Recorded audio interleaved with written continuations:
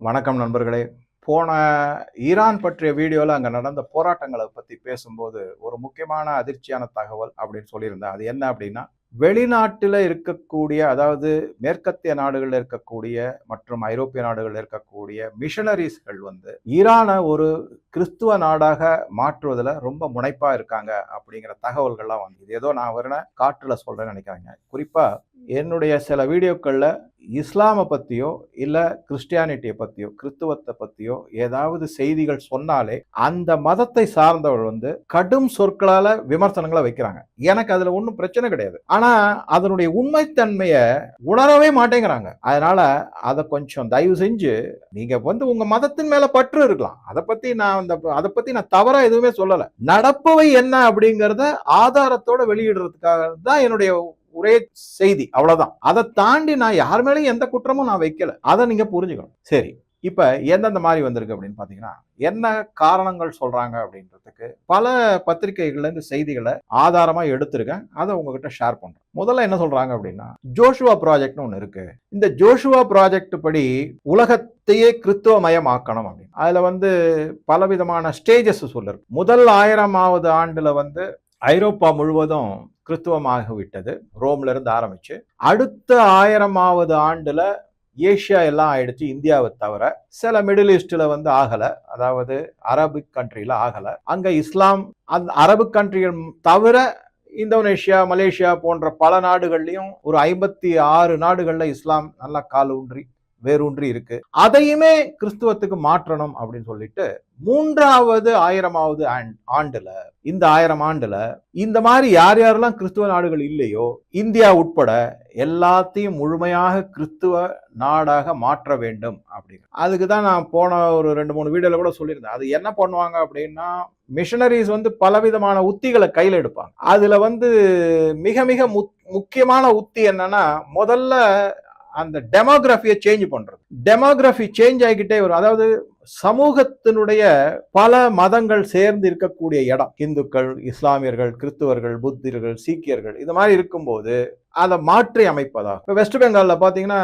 ஒரு சில இடத்துலலாம் 40% 45% இஸ்லாமியர் இருக்கான்றாங்க. அசாம் முதல்வர் ஹிமந்த பிஸ்வ சர்மா சமீபத்தில் ஒரு பேட்டியில பார்த்தேன். அவர் என்ன சொல்றாரு அப்படின்னா, இன்னும் 15-20 ஆண்டுக்குள்ள அஸ்ஸாம்ல 40% இஸ்லாமியர் ஆயிடுவாங்க. அவர் ஓப்பனா சொல்லியிருக்காரு. அந்த மாதிரி 40% இஸ்லாமியர்கள் ஆகிவிட்டால் இந்த அஸ்ஸாம் இஸ்லாமிய நாடாகவே அறிவிக்கப்படும் அப்படிங்கிறார். அப்படி சொல்லிட்டு அவர் சொல்றாரு, என்னுடைய ஜெனரேஷன், எனக்கு அடுத்த ஜெனரேஷன் வரைக்கும் நாங்க காப்பாற்றி விட்டோம். இஸ்லாமிய நாடாக மாறுவதிலிருந்து நாங்கள் தடுத்து விட்டோம், காப்பாற்றப்பட்டு விட்டோம். அதுக்கு அடுத்த ஜெனரேஷன்ல இந்த டெமோகிராஃபி இது மாறல அப்படின்னா கண்டிப்பாக மிகப்பெரிய ஆபத்து இந்திய ஒருமைப்பாட்டுக்கே காத்துக்கிட்டு இருக்கு அப்படிங்கிற மாதிரி சொல்லியிருக்காரு வீடியோல. அதனாலதான் போன இதுல ஆகஸ்ட் 15 அன்னைக்கு பாரத பிரதமர் செங்கோட்டையில இருந்து ஒரு இதும்போது டெமோகிராஃபி மிஷன் அப்படின்னு ஒண்ணு அறிவிச்சிருக்காரு. அதை பத்தி வீடியோ கூட நான் சொல்லியிருக்கேன். இதை எல்லாத்தையும் ஒரு மாதிரி சமாளிச்சு கொண்டு வரணும், கைவிட்டு போகக்கூடாது நிலைமை, இந்திய ஒருமைப்பாட்டுக்கே இது ஒரு சவால், கேடு விளைவிக்கக்கூடியது அப்படின்னு சொல்லியிருக்காரு அவர்.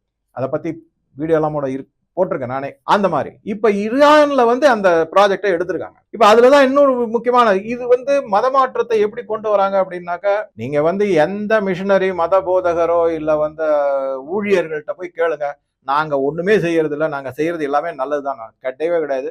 அதாவது லியூரிங் வித் மணி அப்படின்றதுதான். ஒரு மாதிரி ஏமாற்று வேலை செய்துதான் மதமாற்றம் நடக்கிறது. ட்ரைபல்ஸ் மற்ற அப்பாவி மக்கள் எல்லாம் அப்படியே அவங்கள மூலச்செலவை செய்து ஒரு கனவு உலகத்துக்கு அவங்க கொண்டு போய் அப்புறம் அப்படியே மாத்திடுறாங்க. அதுக்கப்புறம் அம்போன்னு விட்டுறாங்க. அதுதான் இப்ப நமக்கு தெரிய வேண்டியது முக்கியமான செய்தி. அது இந்த மாதிரி இருக்கும்போது இன்னொரு உத்தியை எதை கையில் எடுப்பாங்கன்னா, சலாமி ஸ்லைசிங்னு நான் அடிக்கடி சொல்லுவேன். ஒரு சில பகுதிகளை மட்டும் கைப்பற்றிடுவாங்க. அந்த இடத்துல அவங்க பெரும்பான்மையா இருப்பாங்க, இஸ்லாமியர்களும் சரி கிறிஸ்தவர்களும். அந்த இடத்துல இந்த நாட்டினுடைய அடிப்படை மதமான இந்துத்துவோ சனாதனமோ அங்க வரவிடாம பார்த்துப்பாங்க. இதை பத்தி எல்லாம் பேசினா உடனே சில பேர் என்ன சொல்றாங்கன்னா, சார் சனாதனம் அதுவுமே ஆரியர்களால கொண்டு வந்தன, இதெல்லாம் பைத்தியக்காரத்தனம். நிறைய தரவுகள், நிறைய பேர் அந்த ஆரிய திராவிடம் அப்படிங்கிற ஒரு பிரிவினை இதெல்லாம் இருக்கு இல்லைங்களா, அதை பத்தின கான்செப்ட் அது எல்லாமே தவறு அப்படின்னு சொல்லி நிறைய ஆராய்ச்சிகள்லாம் ப்ரூவ் பண்ணியிருக்காங்க. அது உள்ள ரொம்ப டீட்டெயிலா நம்ம இப்ப போக வேணாம். இப்ப நம்ம ஈரானுக்கு வந்தோம்னா இந்த சலாமி ஸ்லைசிங் தான் முதல்ல ஆரம்பிச்சாங்க. என்ன மாதிரி ஆரம்பிச்சாங்க அப்படின்னா, இதை வந்து ஒரு பிலாசபி மாதிரி எடுத்துக்கணும். அதாவது ஒரு கொள்கை மூலமாக எடுத்து மக்கள் மனமாற்றம். அதுல வந்து குறிப்பா என்ன சொல்றாங்கன்னா, ஈரான்ல எப்படி ஆரம்பிச்சாங்க அப்படின்னா, கடவுள் மறுப்பு கொள்கையை முதல்ல புகுத்துனாங்க. நான் சொல்லல, பத்திரிகை செய்தியில இருக்கு. கடவுள் மறுப்பு செய்தியத்தான் முதல்ல ஈரான் உள்ள கொண்டு வந்தாங்க. அதுக்கு காரணமா எப்படி மூலச்செலவு செய்யப்பட்டது அப்படின்னா, மத அடிப்படைவாதம் தலை தூக்கி தலை விரித்து ஆடுகிறது. எதுல பார்த்தாலும் கட்டுப்பாடு, நடை உடையில கட்டுப்பாடு, திருமணத்துல கட்டுப்பாடு, அதுக்கப்புறம் வாழ்வியல் முறைகள்ல கட்டுப்பாடு. இத வந்து சரியான ஒரு உத்தியா கையில எடுத்து பயன்படுத்திக்கிட்டாங்கிறது தான். அதை தவிர என்ன ஆயிடுச்சு, சாதாரணமாகவே கிறிஸ்துவ மதம் எங்கெல்லாம் நிறைய பரவுதுன்னு பாத்தீங்கன்னா, எங்க பாவர்ட்டி இருக்கோ அங்க பரவும். அது ஈஸியா பரப்பிடுவாங்க. அதனாலதான் அதை நிக்நேம் வேற சொல்லுவாங்க, ரைஸ் பேக் அப்படின்னு சொல்லுவாங்க. அதை ஆனா அவங்க அதை வந்து இல்ல, எங்களை ஜாதி ரீதியா துன்புறுத்துறாங்க, அதெல்லாம் நிறைய சப்பக்கட்டெல்லாம் கட்டுவாங்க. அது வேற விஷயம். இந்த மாதிரி ஒரு இப்ப ஈரான் மேல பலவிதமான தடைகள் இருக்கு. பொருளாதாரம் வீழ்ச்சி அடைது. போன வீடியோ நான் சொன்ன மாதிரி உணவுப் பொருட்கள்லாம் 72% பணவீக்கத்தின் அடிப்படையில விலைவாசி கண்ணாப்பண்ணு எகிரிட்டு இருக்கு. இதை எல்லாத்தையும் கொஞ்சம் கொஞ்சமா ஓவர் பீரியட் ஆஃப் டைம் செஞ்சு மக்களை இந்த மதத்தின் மேல இருக்கக்கூடிய நம்பிக்கையை முதல்ல அழிச்சிடுறாங்க.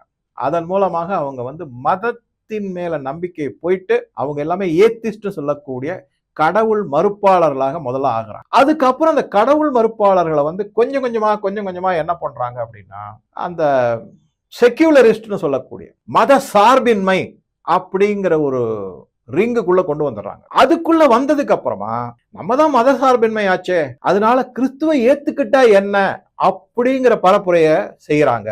அந்த பரப்புரை மூலமாக உங்களுக்கு வந்து என்ன, முதல் விஷயம் உணவு மற்றும் உடையில கட்டுப்பாடு கிடையாது. அந்த மாதிரி வரும்போது மக்கள் வந்து மயங்கிடுறாங்க. இது ஒரு செயின் மாதிரி சொல்றாங்க. இது பலவிதமான ஆராய்ச்சிகள்லாம் நடத்தப்பட்டு இது அப்படியே ஆர்டிகிளா பல பேப்பர்களை எழுதியிருக்காங்க. நல்ல நியூஸ் பேப்பர் ஆர்டிகிள்லாம் வந்திருக்கு இதெல்லாம். சோ இப்ப என்ன ஆயிட்டு இருக்குன்னா, கிட்டத்தட்ட 40-50% ஈரானிய மக்கள் இறை நம்பிக்கை அற்றவர்களாக ஆகிவிட்டார்கள். ஏத்திஸ்ட். அப்ப என்ன ஆகுது, ஏத்திஸ்ட்ன உடனே அவங்க ஈஸியா மத சார்பின்மையை கொண்டு வந்துடும். மத சார்பின்மை வந்த உடனே என்ன ஆயிடுது, எப்படி வேணா வாழலாம், எப்படி வேணா உடை உடுத்தலாம், எத்த வேணா சாப்பிடலாம் அப்படிங்கிற ஒரு முன்னெடுப்பை கொண்டு வந்து கிறிஸ்துவத்துல இதெல்லாம் உங்களுக்கு பிரச்சனை கிடையாது, இங்க வந்துருங்க. அதை தவிர பாவர்ட்டி, ஏழ்மை நிலைமை, வாய்ப்புகள், இத மாதிரி எல்லாம் இருக்கும்போது அதை திறமையாக உபயோகித்து மதமாற்றம் ஈரான்ல நடந்து கொண்டிருக்கு. விரைவிலேயே ஈரான் ஒரு கிறிஸ்துவ நாடாக மாறிவிடும் அப்படிங்கிற நம்பிக்கையோட இதெல்லாம் செஞ்சுட்டு இருக்காங்கன்றாங்க. அதுதான் முக்கியமான செய்தி. அது இதத்தான் ஒரு நகைச்சுவையா ஒரு பதிவு ஒண்ணு படிச்சேன். என்ன அப்படின்னா, ஈரானை வந்து கிறிஸ்டியன் நாடா மாத்திருவீங்க, சவுதி அரேபியா வந்து ஜூ இன மக்களாக மாத்திர போறீங்க, அதற்கான முன்னெடுப்புகள் நடந்துகிட்டு இருக்கு. அதுக்கப்புறமா யுனைடெட் அரப் எமிரேட்ஸ ஆச்சரியப்படாதீங்க, ஹிந்து நாடாக மாற்றப்படுமோ அப்படின்னு ஒரு பதிவு போட்டிருக்காங்க சில பேர்.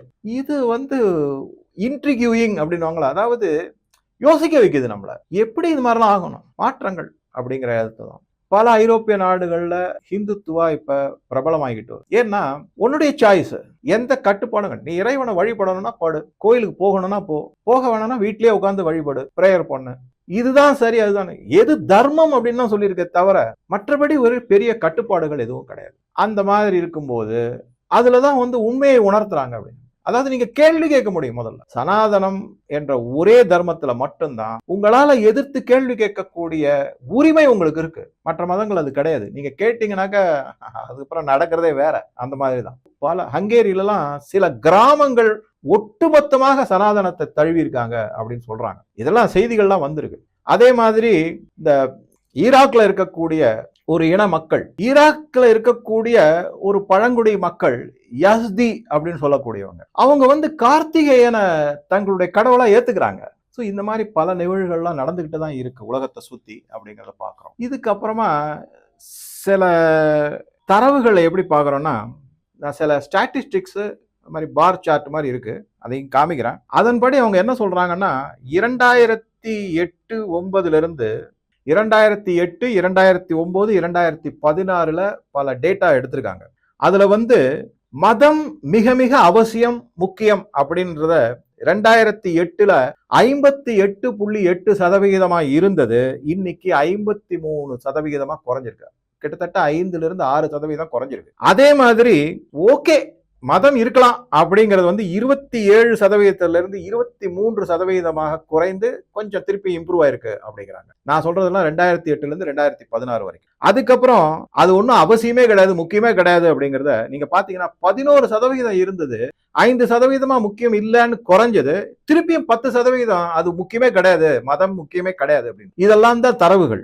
அதே மாதிரி கண்டிப்பா மதம்ங்கிறது தேவையே இல்லைங்க அப்படின்னு சொல்றவங்க 2.3%-இருந்து 4.8% மாறி இருக்காங்க. இதெல்லாம் பல தரவுகள் இந்த மாதிரி எல்லாம் வந்திருக்கு. அதுக்கப்புறம் analysing the claim that 50% of Iranians are atheist, அதை பத்தின ஒரு ரிப்போர்ட் வந்திருக்கு. இதை தவிர இன்னும் என்ன சொல்றாங்கன்னா, government study shows Iranians are less religious அப்படின்னு ஒரு ஸ்டடி வந்திருக்கு.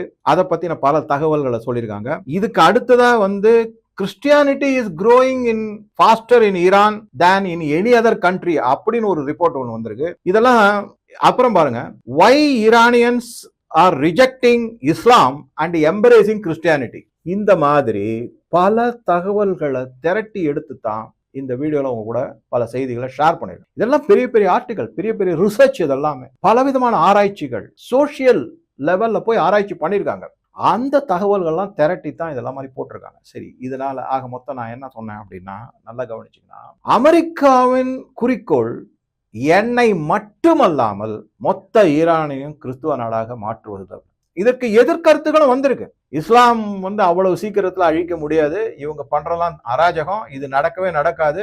எப்படி ஆப்கானிஸ்தான்ல அமெரிக்கா அடி வாங்கிக்கிட்டு திரும்பி போனாங்களோ அது மாதிரி ஈரான்லயும் நடக்கும் அப்படின்னு சில பேர் அந்த கருத்துக்களையும் தெரிவிச்சிருக்காங்க. அதையும் மறுக்க முடியாது. இதுல குறிப்பா இன்னொரு முக்கியமான செய்தியா எதை சொல்றாங்கன்னா, நான் முன்னாடி சொன்ன மாதிரி இப்ப இருக்கக்கூடிய ஈரானுடைய பிரசிடென்டான மௌசூத் பெசாஸ்கியான் மாணவர்களுக்கு ஆதரவா இருக்காரு, மேற்கத்திய நாடுகளுக்கு ஆதரவா இருக்காரு. அவரு யார் வேணா என்ன வேணா பண்ணிக்கங்க, நீங்க இஸ்லாமியரா இருங்க, கிறிஸ்துவ மதத்துக்கு மாறிக்கங்க, எதை வேணா பண்ணுங்க அப்படிங்கிற மாதிரி தான் பதவியில இருந்தா போருங்கிற மாதிரி இருக்காருங்கிற கருத்துக்களும் வந்திருக்கு. ஸோ இதுல பல முக்கியமான கருத்துக்களை சொல்லியிருக்கேன். இந்தியாலையும் குறிப்பா தமிழ்நாட்டிலையும் பல மத போதகர்களுடைய யூடியூப்ல இருக்கட்டும், டெலிவிஷனா இருக்கட்டும், அவங்களுடைய நேர்காணல்லாம் நான் பார்க்குறேன். ரொம்ப கடுமையா சாடுறாங்க. குறிப்பா இந்த SIR வந்ததுக்கு அப்புறமா அவங்க என்ன சொல்றாங்க அப்படின்னா, கிறிஸ்துவ மத போதர்கள் மிக கடுமையா சாடுறாங்க. இஸ்லாமியரை பத்தி சொல்லவே வேணாம், அது அடுத்த பிரச்சனை. என்னென்ன மாதிரிலாம் சொல்றாங்கன்னா, RSSும் பிஜேபியும் இந்தியாவின் மேல திணிக்கப்பட்ட, இழைக்கப்பட்ட மிகப்பெரிய ஃப்ராடு, அநீதி, அராஜகம், இதையெல்லாம் வெஸ்டர்ன் கண்ட்ரிஸ் பார்த்துக்கிட்டு இருக்காங்க. அவங்க சும்மா இருக்க மாட்டாங்க. இந்தியா மேல கடுமையான தாக்குதல்களை நடத்துவாங்க. அதாவது அவர் எதை விரும்புறாரு அப்படின்னா, இந்தியா மேல சாங்ஷன்ஸ் எல்லாம் போடுவாருங்கிறத சொல்லாம சொல்லிட்டு இருக்காரு. அவர் இது மாதிரி இன்னும் நிறைய சொல்லிட்டு இருக்காரு. நாங்க அமைதியை விரும்பும், ஒரு யாரையுமே கட்டாயப்படுத்தி கிறிஸ்தவ மதத்துக்கு மாத்தவே இல்லை. அப்போ ஆங்கிலேயர்கள், போர்ச்சுகீசியர்கள், அவருக்கு கோவால நடந்த நிகழ்வுகள் எல்லாம் யாராவது நினைவூட்டினா நல்லதுன்னு நினைக்கிறேன். நானே வச்சிருக்கேன் செயின்ட் சேவியர் அப்படின்ற பத்தி, அவர் நிகழ்த்திய கொடுமைகளை பத்தி ஒரு வீடியோ போடணும்னு பல தகவல்களை. அது எதுக்காக எடுத்து வச்சேன் அப்படின்னா, அந்த செயின்ட் சேவியரோட நினைவு நாள் அன்று ராகுல் காந்தி பதிவு போட்டிருந்தார். அப்படியே ரொம்ப பாராட்டி இரட்டிடலாம். அடுத்தது கிறிஸ்துமஸுக்கு பதிவு போட்டார். ஆனா இந்து பண்டிகை எதுவரைக்கும் ஒரு பதிவே போடல. கிறிஸ்துவர்கள் நடத்திய பலவிதமான அராஜகங்களும், அட்டூழியங்களும், மதமாற்றங்களும், ஏமாற்று வேலைகளும் இன்னைக்கும் ஆதாரபூர்வமா இருக்கு. நான் போன ஒரு வீடியோல கூட ரொம்ப நாள் ஆச்சு, ஒரு 7-8 மாசத்துக்கு மேல இருக்கும். என்னுடைய நண்பர் ஒருத்தர் இருக்கார், லாயர் பி ஜெகநாதன். அவர் த ஃபர்ஸ்ட் நேட்டிவ் இந்தியன், ஒரு செட்டியாரை பத்தி, அவர் எப்படி பிரிட்டிஷ் அரசுக்கு எதிராக போராடினார் அப்படின்ற அதை பத்தி நான் சொல்லியிருக்கேன். அதுல அரசாங்க தகவல்களே இருக்கு, ஆதாரங்களே இருக்கு, கனிமரா லைப்ரரியில இருக்கு. எப்படியெல்லாம் ஆங்கிலேயர்களும், டச்சுக்காரர்களும், போர்ச்சுகீசியர்களும் இந்தியாவில மதத்தை பரப்புவதற்காக எந்தெந்த மாதிரி அராஜகங்களும், அட்டூழியங்களும், அநீதிகளும் ஹிந்துக்களுக்கு இழைத்துள்ளார்கள். இது ஒருபடி மேல போய் சொல்றாரு, ஆங்கிலேயர்கள் இல்லாட்டா கல்வியே கிடையாது அப்படின்னு. அதெல்லாம் இப்ப உடைச்சி எரிஞ்சுக்கிட்டு இருக்காங்க. எல்லாத்தையும் உடைச்சி எரியப்படுது. போதாயனர் காப்பி அடிச்சு தான் பைத்தாகரஸ் தியரமே வந்திருக்குங்கிறத இப்ப NCERT சிலபஸ்ல சேர்த்திருக்காங்க. அதற்கான ஆதாரத்தோட கொடுக்குறாங்க. என்னமோ பேசுறாங்க இவங்க, சரி பேசிட்டு போட்டான். ஆனா எனக்கு என்ன வருத்தம் அப்படின்னா, அந்த மாதிரி மத போதர்கள் விதைக்கக்கூடிய விஷத்தை அவங்க அப்படியே விஷத்தை கக்குறாங்க. பிஜேபி மேலேயோ RSS அவங்க ஃபாலோ பண்றவங்க வந்து சில பேர் எப்படி பதிவு போட்டுருக்காங்கன்னா, தமிழ்நாட தனி நாடா அறிவிக்கணும்னு பதிவு போட்டிருக்காங்க. நிறைய பேர் போட்டிருக்காங்க. நான் உதாரணத்துக்கு 1, 2 உங்களுக்கு காமிக்கிறேன். சரி, அப்படி வந்து ஒரு வேளை கிறிஸ்தவ மதத்தின் மேல அவ்வளவு வெறுப்பு ஆர்எஸ்எஸ்க்கும் பிஜேபிக்கும் இருந்ததுன்னா, கேரளாலையும் டெல்லியிலையும் எதுக்கு கிறிஸ்தவர்கள் மோதிய பாக்குறாங்க, ஆதரிக்கிறாங்க? போப் ஏன் வந்து மோடிக்கு அப்பாயின்மெண்ட் கொடுத்து 5 நிமிஷம் கொடுத்த அப்பாயின்மெண்ட்ட 1.5 மணி நேரம் டிஸ்கஸ் பண்ணிருக்காரு. ஏன் செஞ்சாரு? அப்ப போப் தவறு செஞ்சிட்டாரா? மோதியை பார்த்தது மிகப்பெரிய தவறா? அப்ப பாரத பிரதமர் மோடி அவர்கள் போப்ப போய் வாட்டிகன்ல பார்த்த போது வெளியில பத்திரிகைகள்ல வந்த செய்தி என்ன தெரியுமா? எல்லாருக்கும் சொல்லட்டுங்களா? ஐ அம் போப், ஹி இஸ் ஹோப். அந்த மாதிரி செய்தி வந்தது. உலகத்தில் அமைதி நிலவுவதற்கு ஹி இஸ் த ஹோப்னு செய்தி வந்தது. இந்த மத போதகர் கண்ணாப்பணன் கேவலமா பேசிட்டு இருக்காரு. இப்ப போங்களேன் ஈரானுக்கு, தடுத்து நிறுத்துங்களேன். என்ன பேசுறாங்க? என்ன உங்க மதத்தை நீங்க பரப்பணும். யாரும் அதை வந்து தடுக்க போறது கிடையாது. இங்க மத சுதந்திரம் இருக்கு. உங்க மதத்தினுடைய உன்னதங்களை எடுத்து சொல்லுங்க. யாரும் தடுக்க போறது கிடையாது. ஆனா இந்து மதம்னு வரும்போது எவ்வளவு கேவலமா பேசுறீங்க. சரி, அப்படியே கேவலமா பேசுறீங்க, ரைட்டு. பின் அந்த இந்து மதத்துல இருக்கிறதெல்லாம் காப்பி அடிச்சு நீங்க ஏன் ஃபாலோ பண்றீங்க? வித்யா ஆலம முதல்ல காப்பி அடிச்சிட்டீங்க. உங்க இதுல முதல்ல உருவ வழிபாடே கிடையாது. தேர் பவனி வருது, பல்லாக்கு பவனி வருது, எலுமிச்சம்பழம் மாலை போடுறீங்க, ஊதுபத்தி காமிக்கிறீங்க, சாம்பிராணி போடுறீங்க, இன்னும் என்னென்னலாம் விட்டு வச்சிருக்கீங்க. துவஜஸ்தம்பம் இருக்கு உங்க இதுல, கொடிமரம் இருக்கு, எல்லாமே இந்து மதத்துல இருந்து காப்பி அடிச்சது தானே. உங்களுக்கு தான் இந்து மதம் பிடிக்கல, எல்லாமே அதுல இருக்கிறது எல்லாமே கெடுதல். அப்ப எதுக்கு அதுல இருந்து காப்பி அடிக்கிறீங்க? அது அல்லவுடா. திருப்பி நான் சொல்றேன், எனக்கு எந்த மதத்திலையுமே எதிரி கிடையாது. நீங்க உங்க வழியில போங்க, நாங்க எங்க வழியில. எல்லா கடவுளையும் கேவலமா திட்ட வேண்டியது, கேட்டா சாத்தான் வேண்டியது நம்பிக்கிட்டு இருக்காங்க. அவங்களுடைய நடிகருடைய ஆட்சி தான் வரும், அவங்களுடைய முன்னாள் நடிகர் மற்றும் ஒரு இயக்குனர் அவங்களுடைய ஆட்சி வரும், இந்த மாதிரிலாம் நம்பிக்கிட்டு இருக்காங்க.